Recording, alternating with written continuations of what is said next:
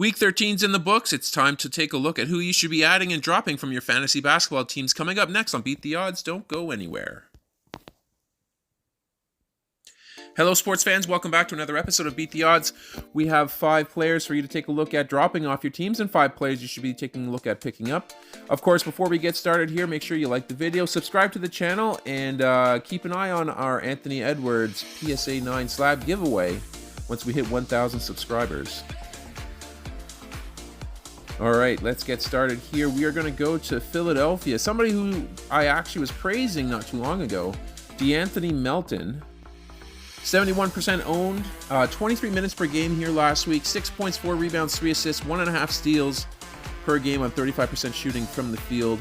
The team's now at full strength here. DeAnthony Melton will be an elite defender. He does really well with steals. He's going to be a big source for that, but he's not needed as a scorer now that we've seen Maxey's back, and of course Harden and Embiid and Tobias Harris are ahead of him in the usage rate.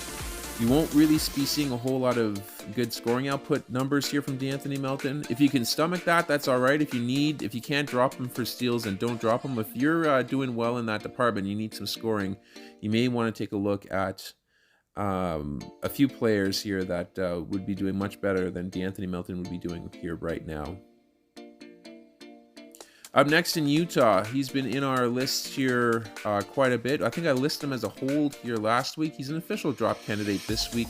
Malik Beasley, 55% owned, 31 minutes per game here last week on 10 points, 3 rebounds, 2 assists, 1 steal, 27% shooting from the field, 100% from the line.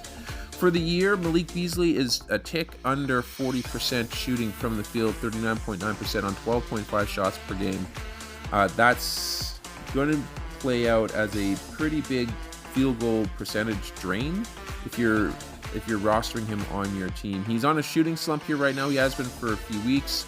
Hasn't really taken advantage of some extra playing time with Sexton gone, and now that he's back here, he's going to see even less usage and less minutes. So I would say Malik Beasley would be a good candidate to drop from your squad if you're holding on to him. Another one here in Memphis, we have Dillon Brooks, 66% owned, 28 minutes per game, 11 points, 5 rebounds, 2 assists, 2 steals, 32% from the field, 67% from the line. Similar to Beasley, he's a higher volume shooter with shooting at a very low percentage, 40.3% on 15.5 shots per game. He needs to be able to offer more in the counting categories here to offset the poor shooting that we've seen from him. He's not going to be a lights-out shooter, I don't think, at any point in his career. But he was providing some extra assists and some rebounds and some defensive stats. But if he's not doing that, then that's a very difficult person to have on your squad, because he's just going to bring down more categories than he's going to build up.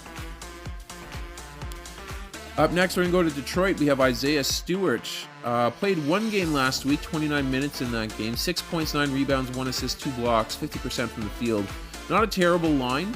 Of course, now that Stewart is back, Jalen Duren is going to be back here shortly there as well. They're going to be kind of feeding off each other there for minutes.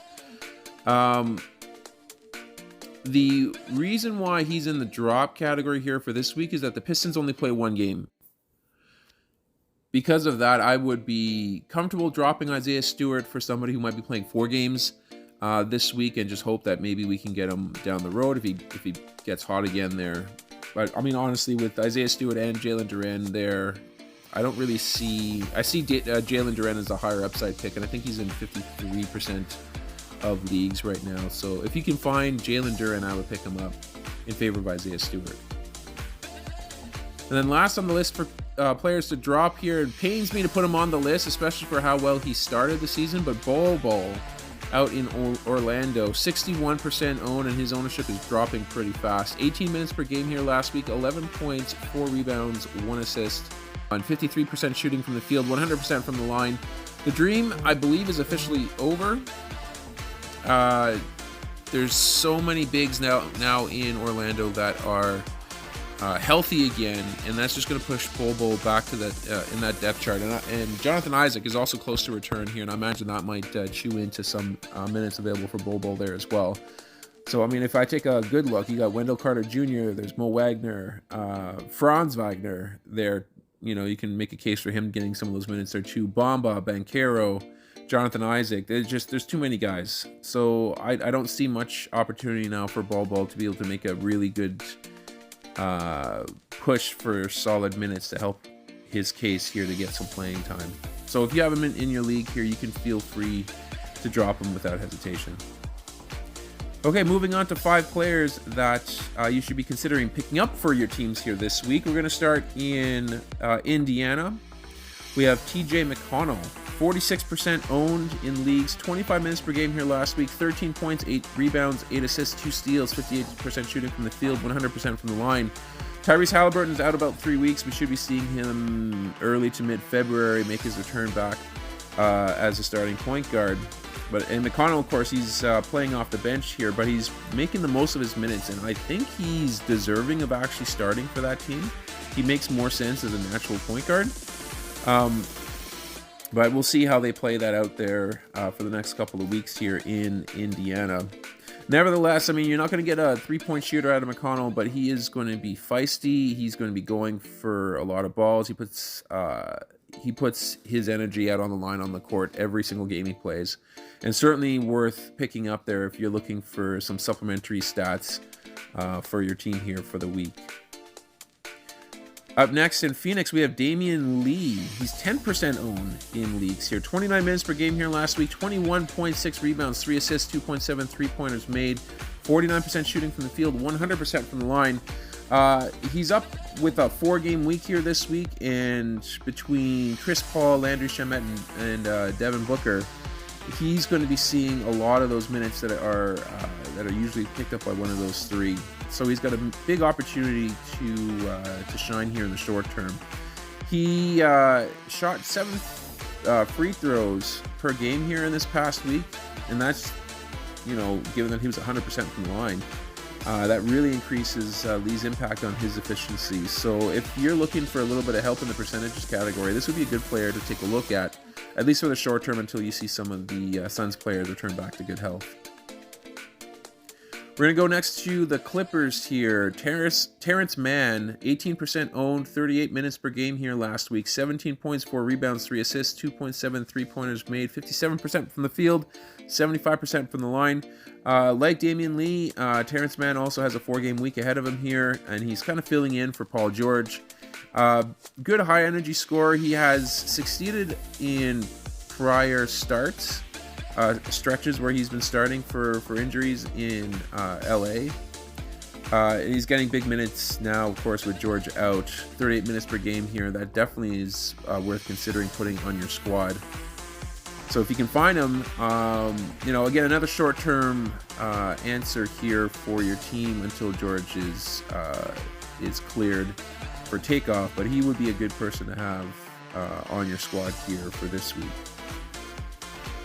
Najee Marshall is going to be next here for the Pelicans. 48% owned, 35 minutes per game here last week, 18 points, 5 rebounds, 4 assists, 42% from the field, 77% from the line.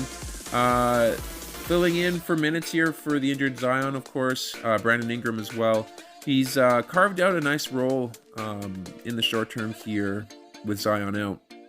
He's getting himself a lot of usage and some big minutes here. So another guy, again, not going to blow you away here. It's not going to win any major categories, but certainly a good plug-in here if you're looking for a good streamer here for you for the week. I'd consider Najee Marshall if you can still find him out there.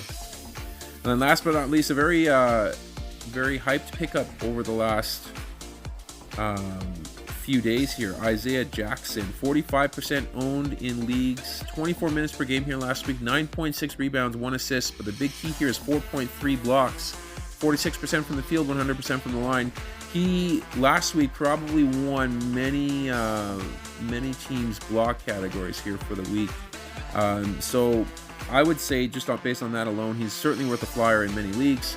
Now, of course, Turner is injured, which is why Isaiah Jackson has picked up some of those extra minutes and was starting in those games.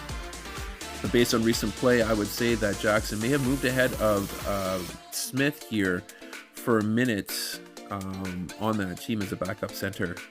So if you're thinking of hanging on to Jalen Smith, I might consider switching him out for Isaiah Jackson in the short term, because it looks like Jackson's got the leg up on him. And I would just also say to ride Isaiah Jackson until the minutes kind of cool off. But that's going to do it here for this episode. If you appreciated this, make sure to leave a like on the video. Subscribe to the channel if you haven't yet done so. That's going to do it for now. But we are going to catch you guys on our next episode.